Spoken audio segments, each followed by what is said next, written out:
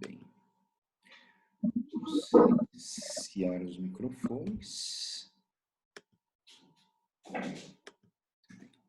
Vamos orar então?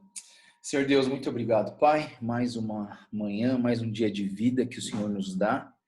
E nós queremos agradecer ao Senhor pela Tua mão protetora todos os dias sobre as nossas vidas. E obrigado, Deus, porque mais até do que uma proteção e bênçãos físicas, o Senhor tem nos dado bênçãos espirituais através desse mergulhar na Tua palavra. Deus, obrigado, porque o Senhor é presente conosco. Pedimos, Deus, que o Senhor fale aos nossos corações.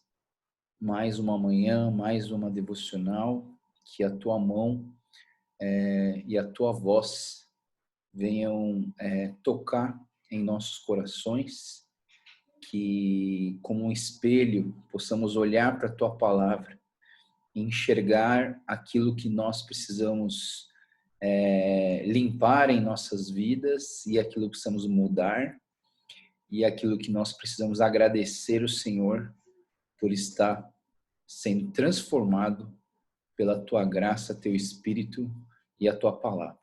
Abençoa-nos nessa manhã, dirige-nos com Teu Espírito Santo que é professor, que é revelador, que é aquele que nos instrui, que é aquele que nos molda, Deus, e que esse Espírito Santo seja real e transbordante na vida de cada um de nós nessa manhã.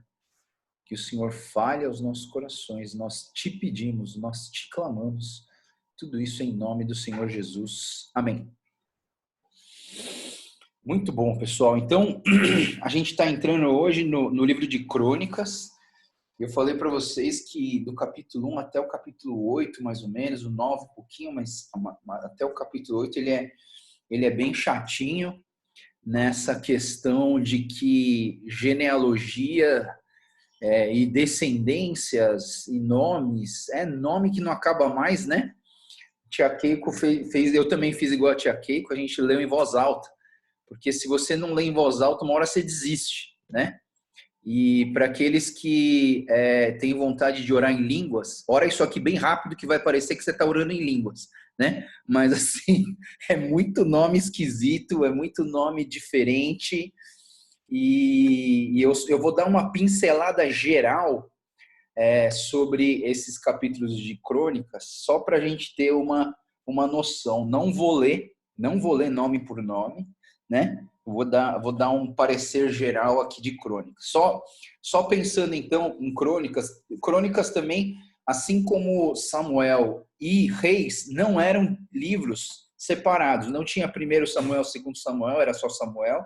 Não tinha primeiro Reis, segundo Reis, era só Reis. Não tinha Crônicas, primeira Crônica, segunda Crônicas. Essa foi uma divisão feita no estudo da Septuaginta, nos primeiros séculos, quando a Bíblia estava sendo compilada, e aí foi feita essa divisão para melhorar o entendimento e a dinâmica dos livros por uma forma didática, tá? Então foi uma forma didática de trazer a Bíblia, a palavra de Deus aqui, tá? Então, duas coisas importantes no livro de Crônicas, né? É que Crônicas ele vai falar sobre o reinado de Deus por intermédio da descendência e da linhagem de Davi. Então, isso é um fato importante a gente entender. Crônicas significa histórias, né? As crônicas, as histórias. E realmente essa ideia de a história do povo de Deus. As crônicas significam a história do povo de Deus, né? Então, duas coisas importantes no livro de Crônicas. Primeiro, o reinado de Deus por intermédio da descendência de Davi. E segundo, a designação dos levitas no serviço do Senhor. Os levitas, né? Os levitas, inclusive, assim, por muitos autores, é considerado que o livro de Crônicas foi escrito, a gente não sabe quem mas que ele foi escrito por algum levita. E aí vamos lembrar um pouquinho aqui na história, né? A gente vê que Jacó, ele foi... Então, assim, Abraão gerou Isaac, Isaac gerou Jacó. Jacó mudou de nome, se chamou Israel. E o Jacó teve 12 filhos, né? E os 12 filhos do Jacó,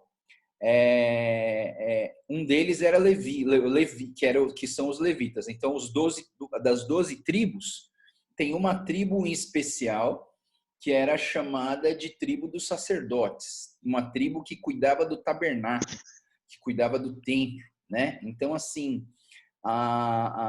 inclusive esses levitas, quando divide as terras, divide a terra em 11, não divide a terra em 12, divide a terra em 11, né? Por quê?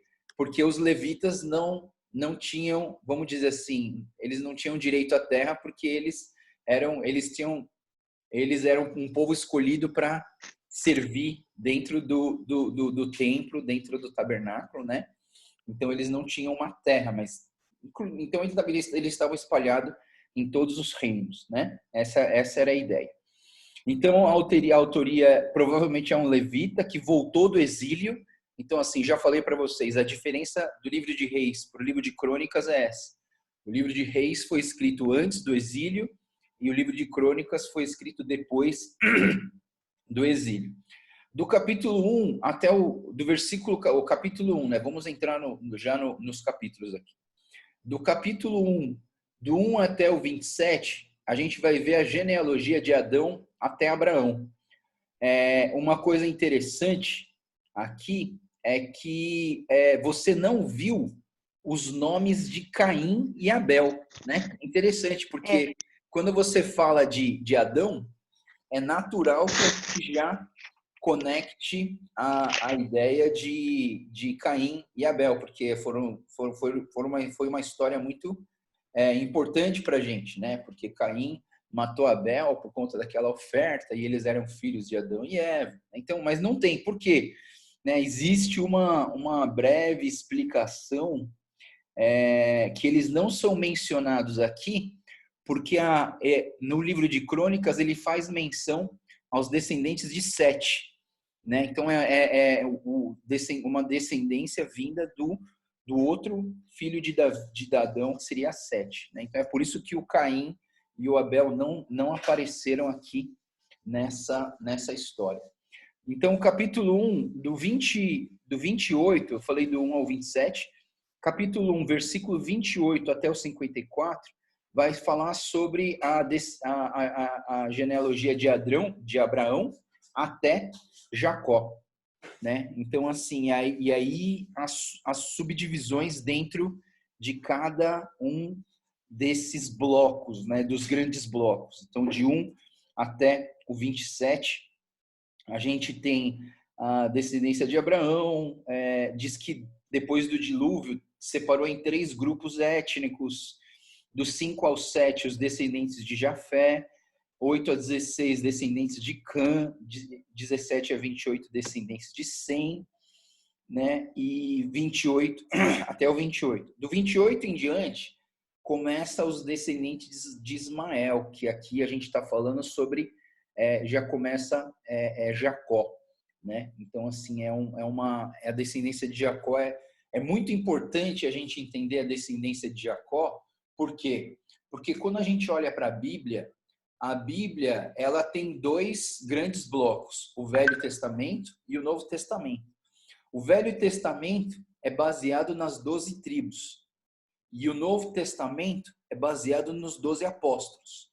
Então, essa questão dos 12, ela é importante, né? A gente sabe que essa tal da numerologia na Bíblia tem vários significados. Mas também eu acho que não é saudável a gente ficar mistificando demais os números, tá? Eu acho que não convém. Eu acho que alguns números fazem sentido, alguns outros não fazem sentido, mas assim, eu entendo que sim, que alguns números fazem sentido. Por exemplo, número 40, né? 40, que vem de quarentena, que vem de quaresma, né? O 40 tem um significado de sofrimento. Jesus passou 40 dias no deserto.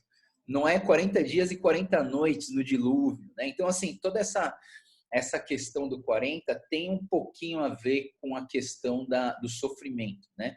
E aí, um dia eu falei, parece que a tia Elisa gostou dessa ideia, mas assim, nós estamos no ano de 2020, 20 mais 20, igual a 40, né? Mas assim, eu não gosto muito de ficar mistificando muito essas ideias, porque você pode ir longe e a nossa mente é muito fértil, né? Essa terra fértil tem a ver com uma outra coisa que a gente não gosta muito, né? E espero que essa outra coisa não fique muito na nossa cabeça, né? Então, assim, eu não gosto de mistificar, mas os números são importantes em algumas vezes. O número 12 é importante. Importante por conta das 12 tribos, importante por conta dos 12 apóstolos no Novo Testamento.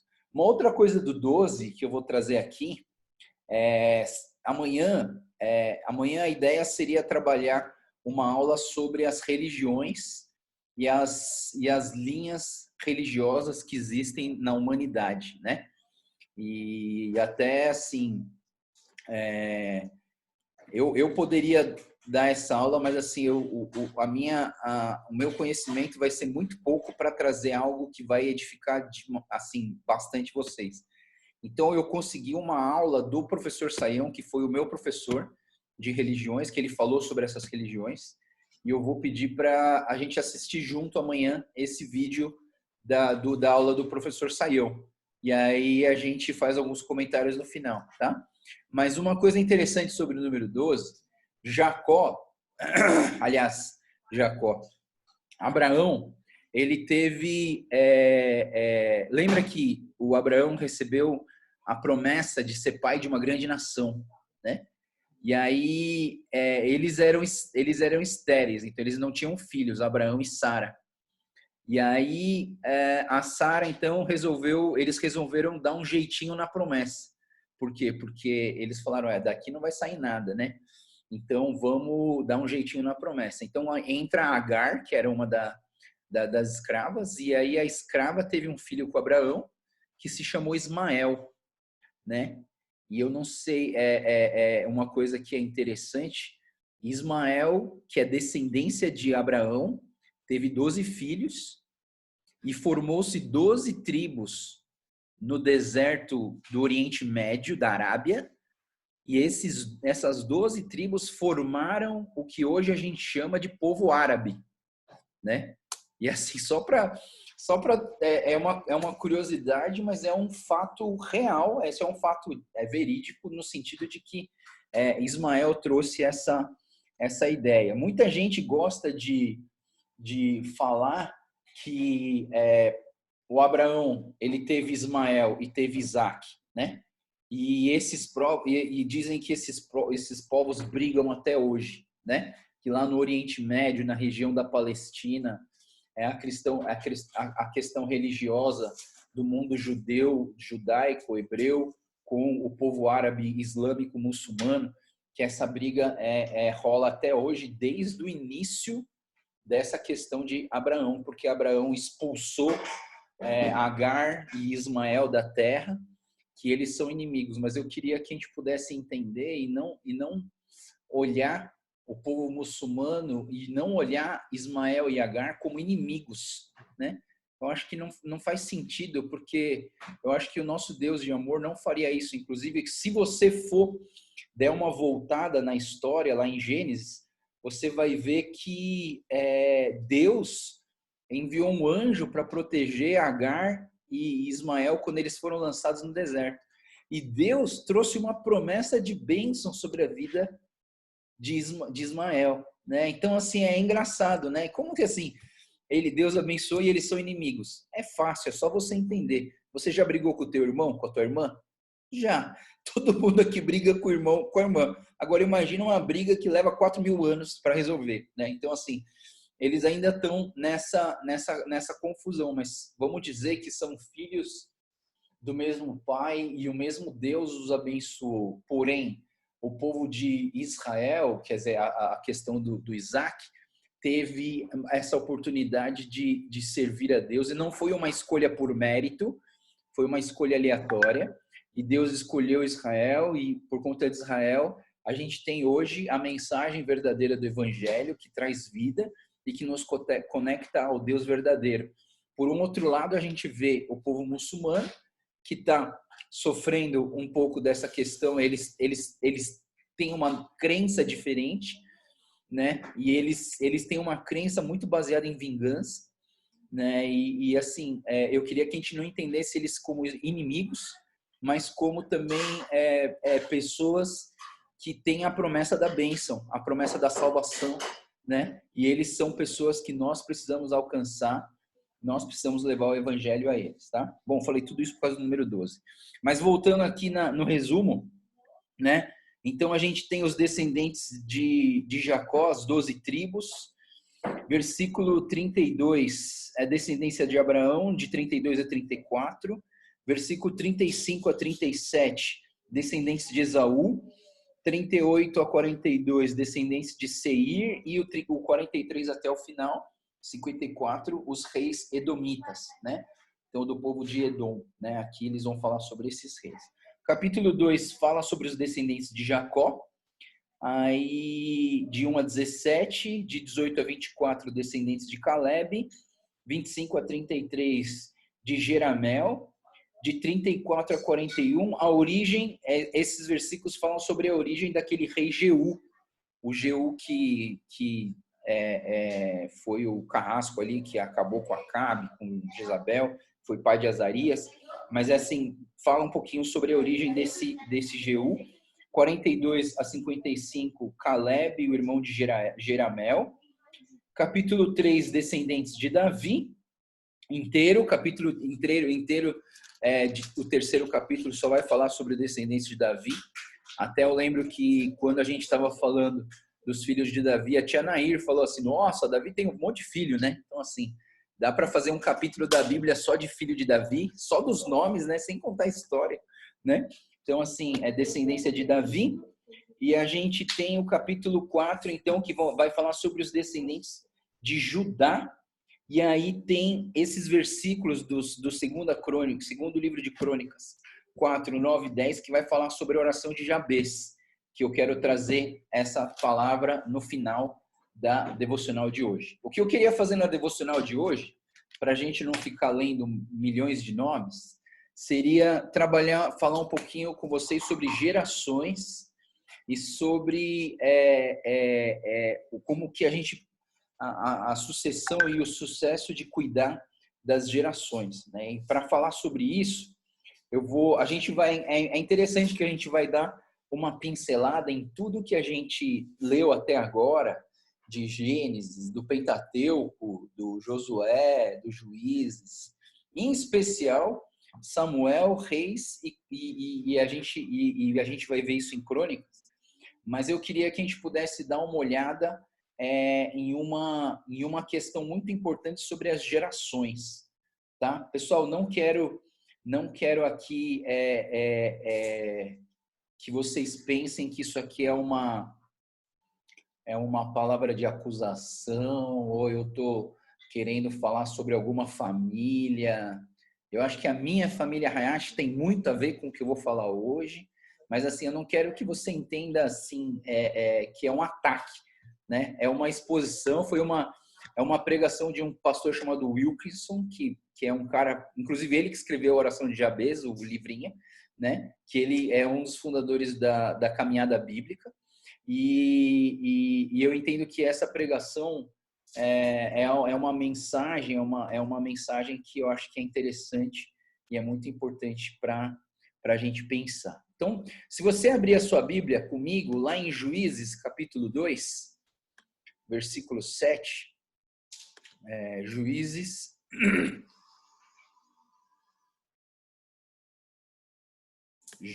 capítulo 2, versículo 7. Aliás, começando no versículo 6, tá?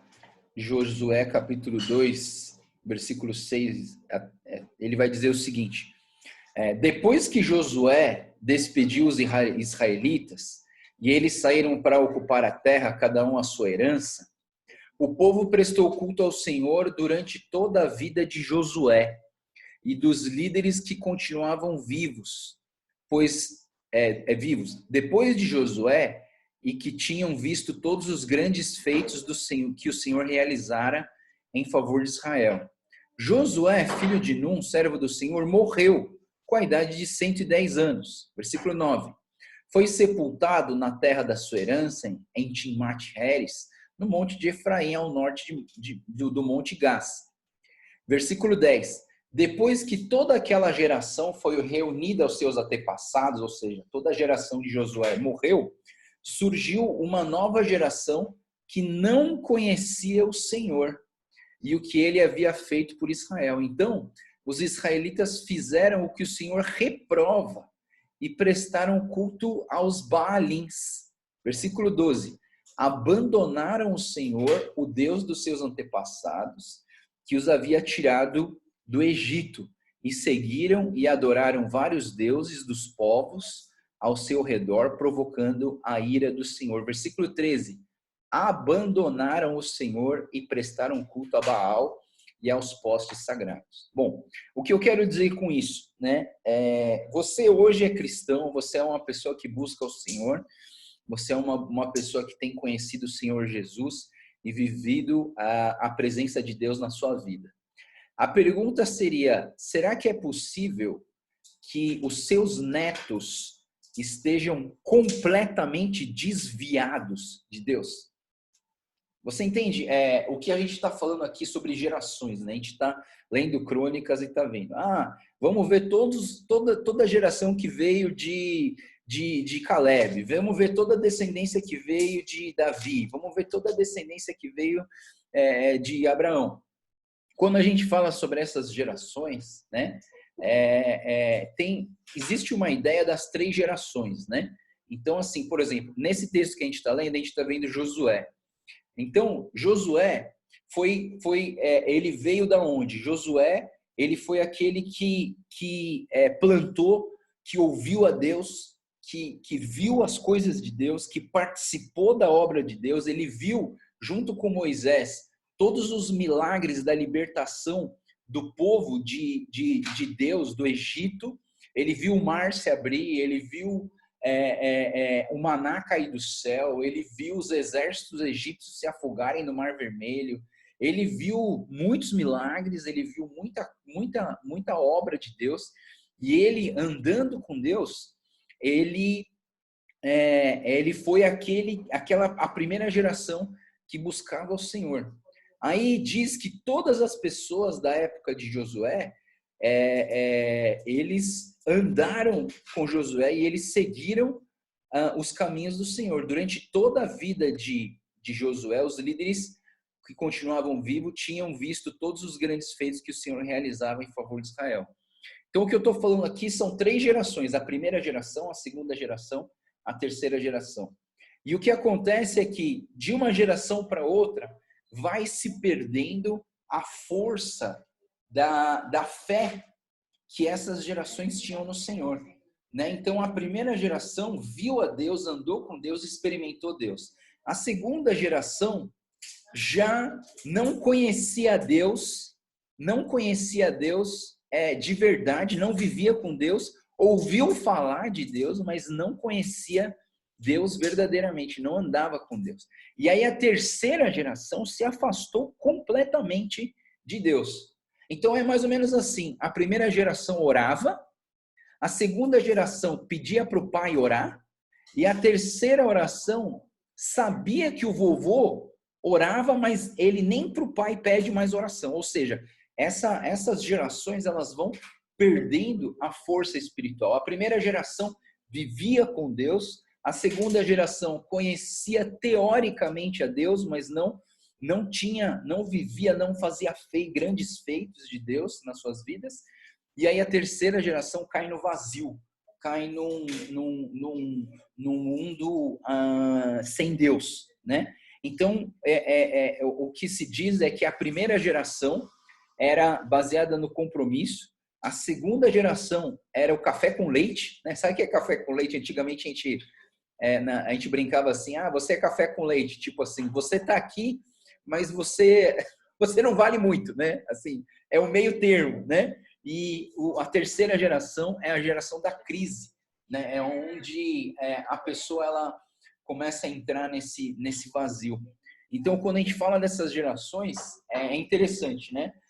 Porque quando se fala do Deus nesse início da Bíblia, do Velho Testamento, é o Deus de Abraão, Isaac e Jacó, né? E eu queria que a gente pudesse olhar para esses três e a gente pudesse entender essas gerações. A primeira geração, Abraão, a segunda geração, Isaac, a terceira geração, Jacó. A primeira geração, Abraão, que eu falei para vocês, é uma geração de compromisso, é uma geração espiritual, né? Conhecia Deus e vivia com Deus. Abraão foi aquele pai da fé. Ele saiu da sua terra por uma direção de Deus, ele ouviu a voz de Deus e ele saiu de lá para plantar um povo. Abraão, essa primeira geração é a geração que coloca Deus em primeiro lugar. A primeira geração, ela diz assim, primeiro Deus, depois eu. A segunda geração, que é a geração de Isaac, né? Isaac, quais foram os grandes feitos que você lembra de Isaac? Você não lembra de quase nenhum grande feito de Isaac. O máximo que o Isaac fez foi cavar cisternas. Ele nem procurou fonte. O Isaac simplesmente cavou cisternas. O Isaac, a segunda geração, ela simplesmente se apoiava nos grandes feitos da primeira geração. A segunda geração conhecia teoricamente, mas não vivia praticamente a vida cristã. A segunda geração enfraqueceu. Da primeira geração para a segunda, houve um enfraquecimento. Por quê? Porque a segunda geração entrou num estado de estar morno. Vamos dizer que a primeira geração é o quente, a segunda geração é o morno e a terceira geração é o frio. Ou seja, a segunda geração, olhando para Isaac, né, ele foi o filho de um grande pai, e depois ele foi pai de um grande filho. Por quê? Porque depois Jacó, né? Depois a gente vai falar um pouquinho de Jacó, mas depois você vai ver que o Isaac foi só foi uma ligação, né? Ele teve um grande pai e teve um grande filho. Ele mesmo não fez muita coisa, é a segunda geração. Então, se a primeira geração diz primeiro Deus, depois eu, a segunda geração diz primeiro eu, depois Deus. Olha, veja bem, deixa eu ver se eu falei certo. A primeira geração diz primeiro Deus, depois eu. A segunda geração diz primeiro eu, depois Deus. E a terceira geração, primeiro eu, segundo eu, terceiro eu, quarto eu, quinto eu. A terceira geração só pensa no eu. Já esqueceu de Deus. Deus já não faz mais parte da terceira geração, que é a geração de Jacó. Né? Jacó, então a gente sempre fala o Deus de Abraão, Isaac e Jacó. E Jacó, o nome de Jacó era o enganador. Vocês lembram que quando Jacó nasceu, ele nasceu segurando o calcanhar do irmão. O Jacó teve um irmão gêmeo, então quando Esaú saiu, o Jacó saiu pendurado no pé de Esaú, ou seja, existia uma característica que Jacó ele era um enganador. Inclusive a mãe dele, né, a Rebeca, tinha um favoritismo por Jacó, e o Jacó tinha um favoritismo, aliás, o Isaac tinha um favoritismo pelo Esaú, e aí isso também não era bom, essa comparação dos dois também não era boa, e aí o Jacó aprendeu a enganar com a mãe, porque a mãe que ensinou o Jacó a enganar, e ele virou enganador, né? E ele foi sempre vivendo essa vida de enganação. Até o Jacó encontrar um cara que enganava mais do que ele, o Labão, né? O pai da Raquel e da Lia. Aí o Jacó enfrentou um cara pior do que ele, né? Conseguiu fazer o Jacó trabalhar 14 anos, fazer o povo dele prosperar.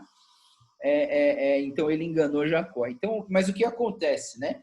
A gente está falando dessa primeira, segunda e terceira geração. Vamos para a linhagem de Davi, né? Quando você vê Davi era chamado homem segundo o coração de Deus. O homem chamado segundo o coração de Deus não era porque ele era perfeito, porque já o Davi errou bastante, né? O Davi, ele adulterou com a Batseba, ele matou o marido da Batseba, Urias, né? Davi, ele fez grandes erros, talvez ele não... A gente lê na Bíblia que ele não educou bem os seus filhos, ele não cuidou bem deles, os filhos se mataram, ele consentia com alguns erros, fazia carinho ao invés de educar e corrigir. Mas assim, o Davi tinha uma característica muito importante, que até o final da vida do Davi, a gente viu no livro de Samuel de Reis, que o Davi, por exemplo, aquele último pecado dele, que ele fez o recenseamento, que ele fez o censo, ele levantou o censo para saber quanto de exército que eles tinham, Davi, mesmo ali, ele se arrependeu. Então, uma coisa interessante, uma pessoa, agora eu vou dizer assim, Davi era chamado de homem segundo o coração de Deus. Eu vou dizer para vocês, uma pessoa segundo o coração de Deus é uma pessoa que consegue reconhecer os seus erros, se arrepender dos seus erros, pedir perdão e confessar os seus erros ao Senhor e receber assim a direção e a disciplina do Senhor para ser transformado. E isso é a característica de um homem, de uma pessoa segundo o coração de Deus. E Davi tinha esse coração de Deus. Inclusive, no Velho Testamento, 3 coisas que os reis não podiam guardar, né? Guardar era ouro, exército e mulher. Né? São 3 coisas que os reis não podiam guardar, não podiam pegar para si, né? Ouro, exército e mulheres, né? Esposas. E aí, então, o Davi é a primeira geração, né? Grandes feitos, Davi era um homem segundo o coração de Deus. O filho do Davi, então, foi Salomão. Salomão, ele é aquele camarada que começou bem. Salomão começou muito bem, mas ele terminou muito mal. Salomão, ele começou pedindo sabedoria ao Senhor, né? Deus falou assim, você pode pedir o que você quiser, e Salomão pediu sabedoria, muito bom, né? E ele buscou essa sabedoria, mas aí ele descumpriu uma dessas coisas que Deus não queria para os reis, que era, não poderia guardar ouro, exército e mulher. Né? Então, essa questão do exército foi o último erro do Davi, que ele fez o censo para saber quanto de exército que ele tinha. Né? Deus não queria isso. Mas o Salomão, ele guardou as mulheres. E a gente sabe que ele tinha 700 esposas e 300 concubinas, né? E é interessante ver como que o erro do Salomão em ter muitas esposas, que também já falamos sobre isso, né? Sobre a poligamia e a monogamia numa outra devocional. Mas assim, o Salomão, ele fez o quê? Ele desviou do caminho dele por conta das várias esposas dele. O Salomão, a sabedoria de Salomão era baseada na conquista dos territórios, né? Então ele tinha sabedoria para conquistar. Então tinha um povo do lado dele. Ele falava assim: esse povo tem princesa? Tem. Ela é bonita? É. Ah, então eu vou casar com ela. Então ele casava com ela e pegava aquela terra. Aí o outro pastor diz o seguinte, né? Aí no outro reino, nesse reino aí tem princesa bonita? Não. Ah, então mata todo mundo e vamos conquistar, né, na paulada, né? E essa sabedoria de Salomão foi conquistando terras, foi ganhando riquezas, e as mulheres começaram a pedir para o Salomão fazer templos para os deuses dos povos deles, e aí Salomão se perde. Ou seja, Salomão foi aquela geração que conheceu a Deus, mas colocou-se em primeiro lugar. Davi colocou Deus em primeiro lugar e depois ele veio em segundo plano. Salomão colocou Salomão em primeiro lugar e colocou Deus em segundo plano. E a gente sabe que a descendência de Salomão, filho de Salomão, foi quem? Roboão. E o Roboão, enquanto tinha Davi e Salomão, o reino de Deus era um só. E quando veio o Roboão fez essa divisão dos reinos. Foi em Roboão que aconteceu a divisão do reino do norte e do reino do sul, do reino de Israel com o reino de Judá, né? Então foi com Roboão que veio que ele fez tudo de errado. Então, mais uma vez, olhando para as 3 gerações, Davi conhecia Deus, vivia com Deus. Salomão ouviu falar de Deus, mas não vivia com Deus. Roboão já estava totalmente perdido, ou seja, a 3ª geração ela se perdeu, né? E a gente entende assim que Davi, pensando nessa questão de temperaturas, né? Davi era quente, Salomão era morno e Roboão era frio, né? E assim eu vejo que essa questão das gerações, né, que é importante, que eu vejo essa analogia sendo feita bastante importante para nós. Qual que é a solução disso, pastor Joel? Você está falando dessas gerações aí, e aí, eu sou o quê? Eu sou primeira, sou segunda, sou terceira? Que geração que eu sou? E qual que é a solução dessa história? Eu vou trazer a solução dessa história através da vida de Jacó, né? Então, Abraão foi a primeira geração, Isaac foi a segunda geração, Jacó foi a terceira geração. E Jacó, ele percebeu, Jacó entendeu que ele estava naquela fase da crise. Jacó entendeu que ele estava se afastando, ou ele se afastou completamente de Deus, do Deus do avô dele, porque o pai dele também se apoiava no Deus do pai, né, do avô. E aí Jacó, então, ele não se contentou em ser a terceira geração. E aí, quando a gente abre a nossa Bíblia, vale a pena abrir Gênesis 32. Quando você vai para Gênesis, capítulo 32, a gente vê aquela situação no Jaboque. O Jacó está prestes, né? Depois de muitos anos, Jacó enriqueceu, o irmão dele, Esaú, também enriqueceu, e diz que o irmão dele estava indo de encontro com Jacó.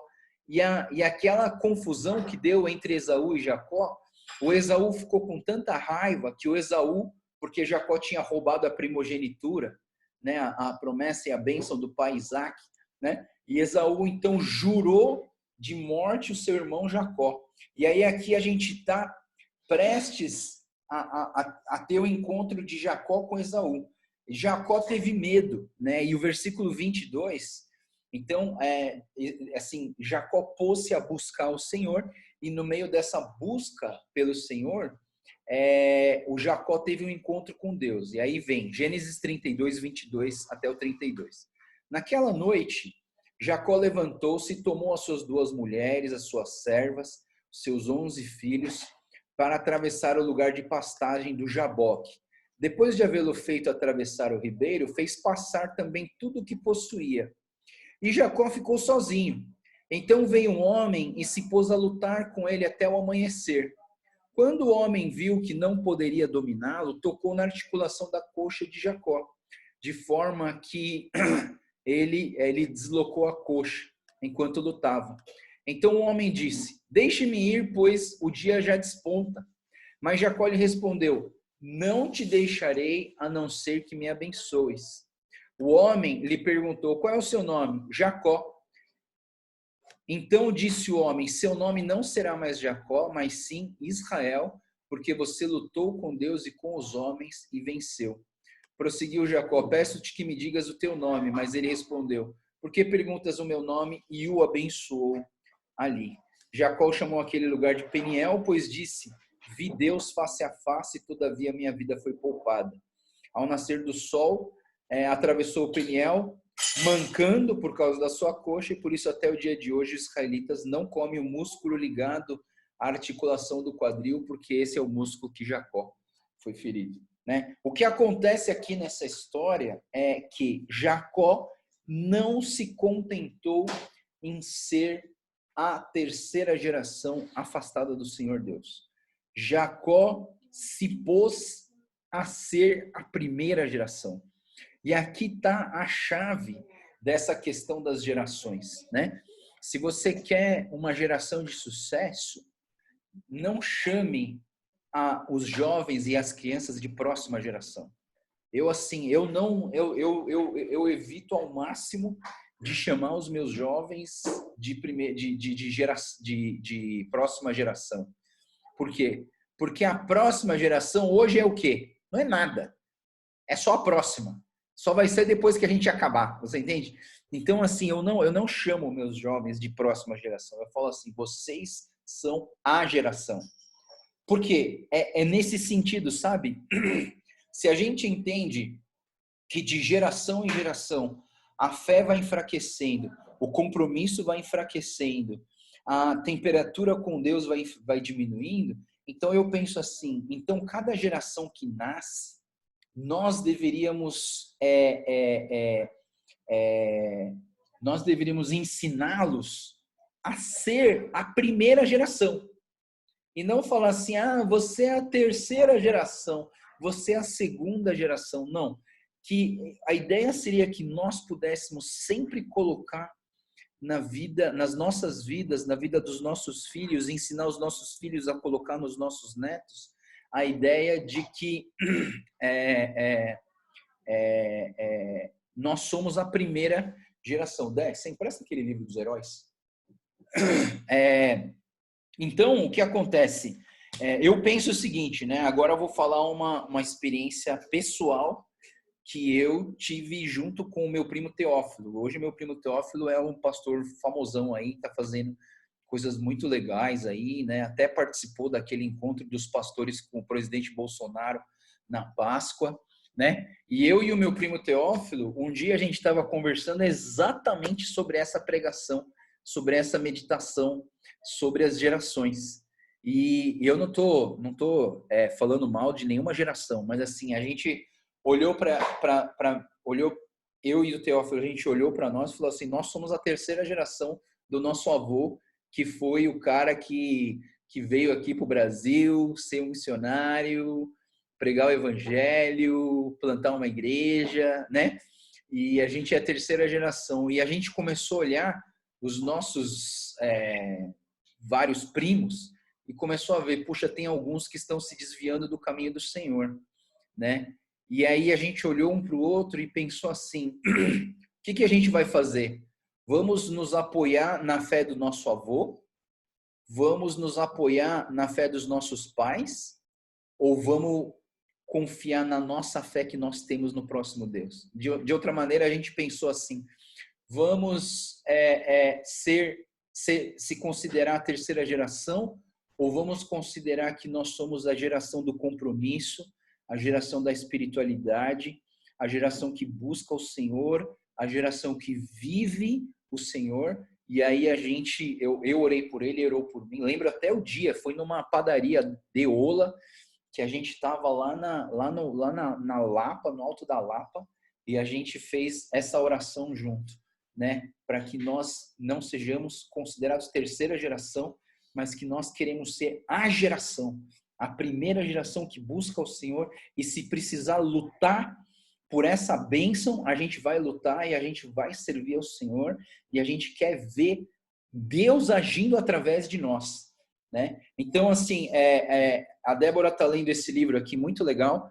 chamado Formador de Heróis, né? É um livro que foi recomendado por um movimento chamado Jesus Copy, e esse livro chamado Formador de Heróis é muito interessante, porque ele está falando o seguinte, quando você discipular alguém, quando você olhar para os seus filhos e educar eles, não sempre pense dessa maneira, eu quero que os meus filhos sejam melhores do que eu. Eu estou discipulando mais ou menos uns 9 rapazes esse ano, né? E esses 9 rapazes que eu estou discipulando, eu estou falando para eles, meu objetivo nesse discipulado com vocês é que vocês se tornem melhores do que eu, em tudo, em tudo.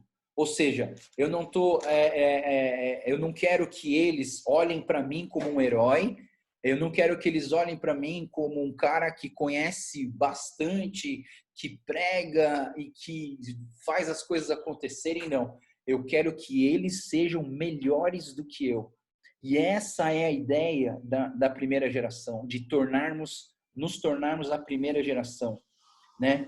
E hoje, pensando nessas ideias das gerações, hoje talvez seja o dia de você mudar a sua cabeça de gerações. Eu sei que muitos aqui se converteram, né? Quando você é a primeira pessoa que se converte na sua família, é interessante porque você já está vivendo essa ideia de primeira geração, né? Como na sua árvore genealógica, você foi o primeiro que está conhecendo o Senhor Jesus, graças a Deus, você é a primeira geração, está conhecendo a palavra, está vivendo a palavra, né? Está vivendo a sua fé no Senhor. Mas eu vejo assim que muitos de nós aqui da nossa igreja da Vila, nós viemos de uma descendência de cristãos. E a ideia que eu trago hoje é para a gente não se fixar em ser uma segunda, uma terceira, uma quarta geração, mas não. Ser a primeira geração que vive em Deus, que é transformada pelo Senhor, que vive a presença de Deus, que manifesta a graça de Deus, que busca a Deus. E aí eu digo assim, como que você faz para você se tornar a primeira geração, a geração que viveu com Deus, a geração do compromisso, a geração espiritual, a geração quente? E aí eu volto para aquele rei bom chamado Josias, que eu falei, se não me engano, na última devocional, que ele teve 5 atitudes: compromisso, obediência, fé, temor e confiança.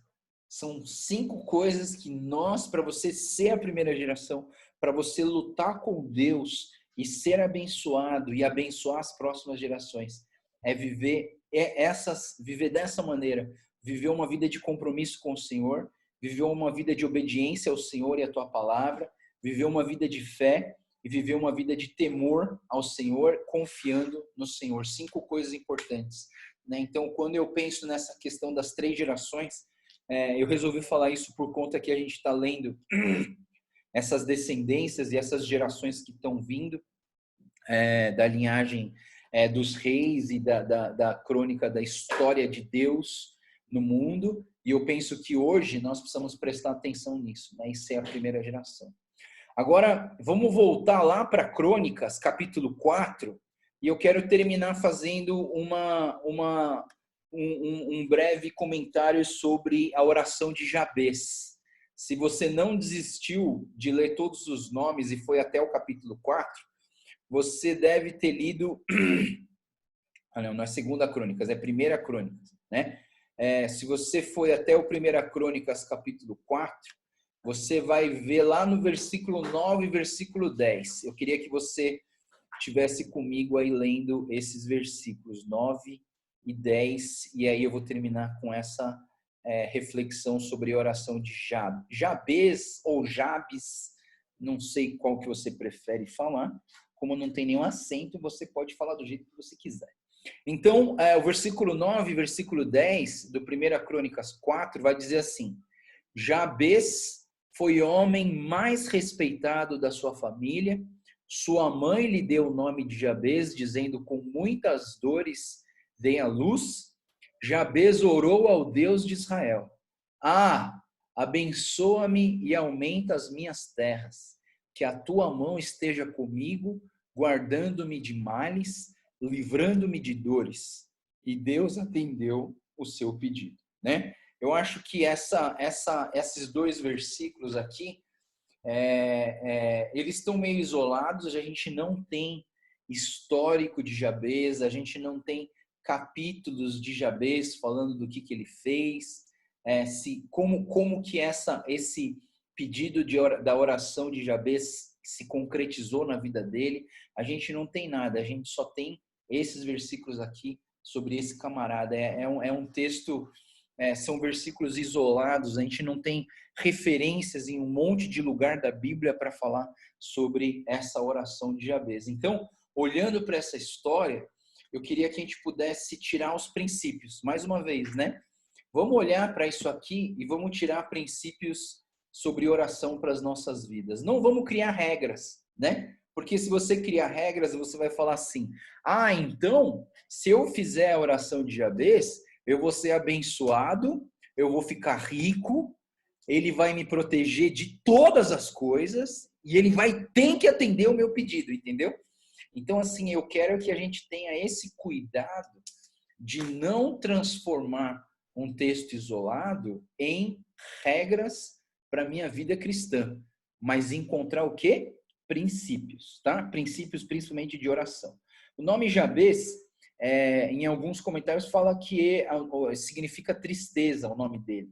E na Bíblia, se eu não me engano, na Bíblia, a mensagem diz que dor, né? Que dor, ou seja, o próprio versículo diz, né? Com muitas dores dei à luz. Então a mãe de Jabez teve muitas dores para ter o Jabez. E aí, no versículo 10, a gente já tem a oração do Jabez. E essa oração, ela é baseada em bênçãos temporais, né? Em bênçãos de que ele está pedindo aqui nesse lugar. Então, esse pedido de bênção na oração de Jabez, ela tem a ver com 4 coisas: com ajuda, com bênçãos, com proteção e com herança. Então, a oração de Jabez tem a ver com 4 pedidos que o Jabez faz ao Senhor. Um pedido de ajuda, um pedido de bênção, um pedido de proteção e um pedido de herança. Eu não estou falando que isso está errado, porque não está errado. Eu acho que nós deveríamos fazer esse tipo de oração também. Deus, me ajuda a ficar nessa quarentena, porque está sendo muito ruim, muito chato, muito difícil ficar nesse isolamento. Deus, peço a tua bênção, Deus, me abençoe com a tua palavra, me abençoe com a minha família, me abençoe meus filhos, meus netos, meus sobrinhos, sei lá, pedir uma bênção. Deus, pedido de proteção, né? Deus, me protege do coronavírus, me protege de uma contaminação, me protege das doenças, me protege da falta de dinheiro, me protege da violência que está surgindo por conta da crise econômica, me protege. E terceiro, ele pede a herança, né? Ele fala: Deus, me dá uma herança, eu quero receber essa salvação, eu quero chegar na terra prometida, eu quero chegar no céu, eu quero viver uma vida que agrada ao Senhor para receber essa herança que vem do Senhor. Então, tá certo, essa oração de Jabez não está errada. Eu só peço para a gente tomar cuidado de não transformar esse texto em regras de prosperidade, né? Porque assim, essa oração de Jabez, ela está voltada para uma perspectiva da oração. Nós temos várias perspectivas da oração.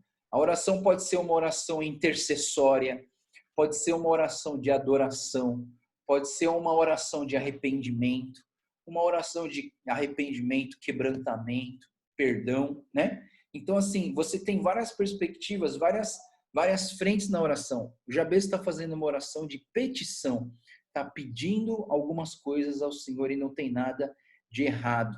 E uma coisa interessante, quando a gente pede, a gente tem que pedir com fé, né? Porque se você não pedir com fé, você não vai ter muita eficácia. Vamos abrir junto em Tiago, capítulo 5, versículo 14 a 16, né? Tiago, capítulo 5, verso 14 até o verso 16, ele vai dizer assim: entre vocês está alguém doente? Que ele mande chamar os presbíteros da igreja para que estes orem sobre ele e o unjam com óleo em nome do Senhor. Versículo 15, a oração feita com fé curará o doente, o Senhor o levantará, e se houver cometido pecados, será perdoado. Então, a oração com fé, a oração precisa de fé. Então, olhando para essa oração de Jabez, eu queria que a gente pudesse pensar em 3 princípios que a gente pode tirar dessa oração de Jabez em 1 Crônicas, capítulo 4, 9 e 10. Primeiro princípio, nós devemos expor os nossos desejos diante de Deus.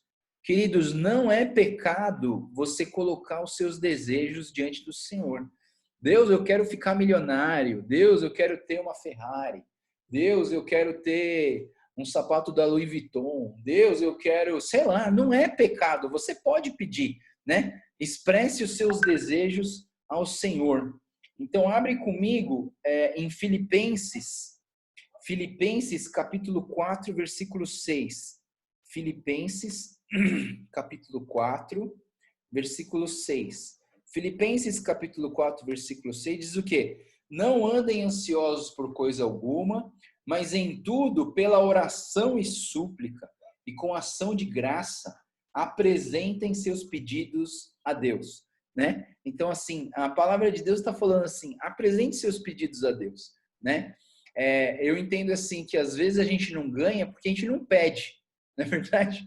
Então pede, fala, Deus, eu quero, né? Eu entendo o seguinte, quando eu vou orar por uma pessoa no hospital, né? Vou orar por uma pessoa com câncer, né? Eu lembro de uma pessoa que eu fui orar pelo marido dela lá no hospital, estava com câncer, né? E eu fiz esse pedido, Deus, eu quero que essa pessoa seja curada. Deus, eu peço a Ti, Deus, eu quero, desejo do meu coração, estou expondo o meu desejo diante do Senhor. Eu quero que essa pessoa seja curada, mas seja feita a Tua vontade e não a minha. Você entende? Mas de uma certa maneira, nós precisamos, primeiro princípio, nós precisamos expor os nossos desejos diante do Senhor. Segundo princípio que eu olho aqui em Jabez é a persistência em oração. Então, assim, essa oração, a gente percebe, a gente entende que houve uma persistência em oração. A oração, ela não foi uma oração simplesmente de Deus me dá isso aí, não. Houve uma persistência. E olhando para Tessalonicenses, capítulos 1 Tessalonicenses, capítulo 5, versículo 17, é aquele versículo que todo mundo tem o desejo de decorar. Se você nunca conseguiu decorar um versículo, decore o versículo 17.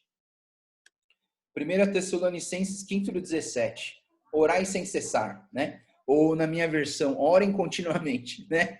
Então, se você nunca conseguiu decorar um versículo, decore 1 Tessalonicenses capítulo 5:17, né? Só o endereço é maior que o versículo, na verdade. 1 Tessalonicenses 5:17. O versículo é ore sem cessar, né? Então, assim, por que eu trouxe isso aqui? É interessante a gente não perder a nossa persistência na oração, né? Então, assim, eu, assim, vou dizer para vocês, assim, eu orei 16 anos para ver a minha mãe buscando ao Senhor, né? E eu vi, hoje a minha mãe está estudando a Bíblia aqui com a gente, e assim, eu entendo que demorou 16 anos para eu ver a minha mãe buscando ao Senhor do jeito que ela está hoje. Eu fico felicíssimo da vida em ver minha mãe com fome de Deus todos os dias na devocional, né? Não sei se é porque é o filho dela queridinho que está dando estudo, mas eu entendo que ela está buscando a Deus, ela tá de uma forma que eu pedi a Deus em oração. Então não desista da sua oração, de pessoas que você quer que busquem a Deus, que quer que encontre com Deus. Persista em oração. E último princípio que eu enxergo aqui na oração de Jabez é que você precisa pedir com fé. Nós abrimos em Tiago capítulo 5, mas agora eu quero pedir para você abrir em Tiago capítulo 1. Tiago capítulo 1, versículos 6 e 7, ele vai dizer o seguinte: peça, porém, com fé, sem duvidar, pois aquele que duvida é semelhante à onda do mar levada e guiada pelo vento. Não pense que tal homem receberá alguma coisa do Senhor, é alguém que tem mente dividida e instável. Então a fé peça com fé, né? A oração de Jabez é uma oração que ele faz com fé, sem duvidar, crendo que vai acontecer. Hebreus capítulo 11, versículo 1 diz o quê? A fé é a concretização das coisas que se esperam, né? Ou seja, mesmo a coisa ainda não aconteceu, mas você já tem fé de que isso está acontecendo. E a nossa fé não está firmada na nossa própria vontade, mas a nossa fé está firmada em Deus, que é o Criador do céu e da terra, que é o nosso Deus todo-poderoso, Senhor de todos nós, né? Então, assim, essa é a fé e essa é a nossa oração, né? Que você possa fazer essa oração com os princípios da oração de Jabez e não simplesmente fazer a oração de Jabez com uma regra de prosperidade para a sua vida, tá bom? Pessoal, tome cuidado, né? Tome cuidado. eu sei que essa oração, ela pede a prosperidade, pede a bênção, pede a proteção, pede... Porque, assim, existe o risco, né? De você, por exemplo, pedir todas essas coisas e não ganhar, né? Ah, Deus, mas eu pedi para ficar rico. E aí eu fiquei pobre. Ah, Deus, eu pedi para eu sempre ter saúde. E eu fiquei doente. Ah, eu pedi para você, sabe, todas essas coisas. E a gente vê assim que a oração de uma pessoa madura é a oração de Jesus Cristo. Deus, Pai, livra-me desse cálice, né? Mas que não seja feita a minha vontade, mas a tua. Vida abundante e vida próspera não é ter tudo em abundância, mas é viver satisfeito com aquilo que você tem. E é isso que te dá felicidade. Se a sua felicidade é baseada em coisas, então a sua felicidade ela oscila. Mas se a sua felicidade é a vontade do Senhor, é buscar a Deus com todo o seu coração, tendo muito ou tendo pouco, eu aprendi o segredo de viver contente em toda e qualquer situação. E por isso que Paulo diz nesse texto, tudo posso naquele que me fortalece. Por quê? Porque eu vivo satisfeito na presença do Senhor. Amém? Bom, dei uma incrementada aqui nos capítulos de 1 a 4 do Crônicas, né? Que só tinha nomes, uma oraçãozinha no final, né? Mas é isso. Alguém tem alguma dúvida aí de hoje? Alguma dúvida do texto, do que você leu, dos nomes, alguma coisa que você queira comentar? Algum comentário sobre a devocional? Só eu que falo. Quando fala em me dar terras, essa terra deu a entender que é para a gente alargar os nossos horizontes. Porque no RA está escrito assim, que alargues as fronteiras. Então, a gente não fica só aqui, mas que a gente enxergue mais distante. Não é terra de plantar, de colher. Exato. E eu enxergo até, Tia Keiko, que essa devocional do Zoom aqui é algo que está largando as nossas terras, não é verdade? A gente não está se reunindo numa sala.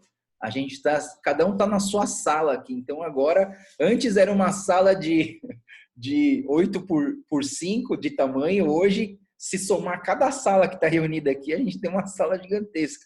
Inclusive, pessoas na Inglaterra estão ouvindo essa devocional, pessoas na Holanda, em vários outros lugares, né? No Japão estão ouvindo essa devocional de hoje, da que a gente está gravando. Ou seja, quando a gente ora para alargar as nossas terras, não é só para o terreno, para a metragem do nosso apartamento aumentar, não. A gente pede para Deus, para a gente alastrar, para a gente aumentar o foco de ação, o foco de abençoar as pessoas, né? Não pensar só em nós, no nosso egoísmo de querer um apartamento de 800 metros quadrados, mas assim, pensar na ideia de que a gente pode alargar o nosso campo de influência, né, de bênção sobre as pessoas. Muito bom. Legal. Alguém mais tem algum comentário?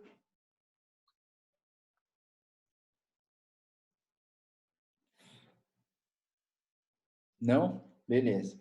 Então vamos orar e vamos persistir, pessoal. Amanhã, então eu vou fazer isso. A gente vai fazer a leitura dos capítulos como está proposto na nossa leitura anual. Porém, eu vou trazer aqui para a gente estudar junto. Eu nem sei se vai poder gravar, porque, mas eu queria que a gente pudesse olhar junto essa aula do pastor Saião sobre as religiões, né? E eu acho muito interessante, muito importante, principalmente que a gente venha, a gente tem uma igreja de uma predominância de nipônicos, né, de japoneses, e a nossa cultura japonesa ela é muito baseada no budismo e no shintoísmo, e poucas vezes você teve uma informação que te trazia uma explicação clara de como vem o japonês, como que o povo japonês se comporta em relação ao lado místico dos ancestrais e dessa questão do budismo, do shintoísmo, do culto aos ancestrais. E eu acho que vai ser muito enriquecedor para a gente esse estudo de amanhã sobre as religiões, né? E aí essa aula do professor Sayão é 1000 vezes melhor do que a minha, no sentido de informação, né? E eu queria que a gente pudesse ouvir junto essa explicação e essa aula de religiões do Sayão amanhã juntos. Mas não deixem de ler os capítulos, tá? E ó, dica boa da tia Keiko, né? Leia em voz alta, né? Senão você desiste. Você começa a ler um monte de nome aqui, né? E você não entende nada. Então, uma dica, leia em voz alta para você ter certeza que você leu esses capítulos e a gente chegar no final do ano e falar assim, eu li a Bíblia inteira, mesmo aquela parte chata, eu li ela inteira, né? Para a gente ler ela, tá bom? Vamos orar então e terminar esse estudo de hoje? Senhor Deus, muito obrigado, Pai, pela Tua palavra, muito obrigado por essa devocional, que o Senhor continue falando aos nossos corações. Eu oro, Deus, como Jabez, Pai, eu oro para que o Senhor nos ajude em nossas fraquezas, o Senhor nos ajude nas nossas debilidades, nos ajude na nossa reclusão social, em não poder ver os nossos familiares como nós gostaríamos, de estar na nossa igreja como nós gostaríamos, nos ajuda a ter mais paciência com os de casa, porque a paciência nesse momento já está começando a ficar muito, muito fraca, né? E a gente perde a paciência muito rápido, nos ajuda. Deus, eu oro, Pai, para que o Senhor nos abençoe com a Tua palavra, nos abençoe com a Tua presença, nos abençoe em amor uns pelos outros dentro de casa também. Eu oro, Deus, para que o Senhor nos proteja dos nossos inimigos. Em especial, Pai, eu oro para que o Senhor nos proteja desse vírus, dessa doença causada pelo Covid-19. Eu creio que o Senhor, nessa proteção, pode nos imunizar contra esse vírus. Pai, eu oro, Senhor, em especial pela nossa imunização biológica natural, que nós possamos ser imunizados, que a gente já possa ter tido contato com esse vírus e que esse vírus e o nosso corpo reagiu formando uma imunidade contra esse vírus, contra essa doença, Pai. Eu oro por proteção, não só nossa, mas dos nossos filhos, dos netos, dos parentes. Nós oramos pela imunização, pela proteção do Senhor. E por último, Pai, eu oro pela herança, não a herança física, a herança de dinheiro, mas a herança espiritual. Deus, que o Senhor nos faça enxergar essa questão das gerações, que nós sejamos essa geração que te busca, essa geração que vive com o Senhor, essa geração que conhece, busca e pratica a fé nesse Deus verdadeiro que o Senhor é para nós, e que a nossa herança, que é o céu, a nossa herança, que é a vida eterna, a eternidade com o Senhor, seja real para cada um de nós. Nós te agradecemos, Deus, pela tua presença em nós e pela tua palavra que vem de encontro com os nossos corações. Agradecemos e pedimos tudo isso em nome do Senhor Jesus. Amém. Amém. Amém. Obrigado, pessoal. Deus abençoe todos vocês. Tenham um ótimo dia. Que Deus continue fortalecendo e abençoando a sua vida. Amém? Deus abençoe. Tchau, pessoal. Deus abençoe.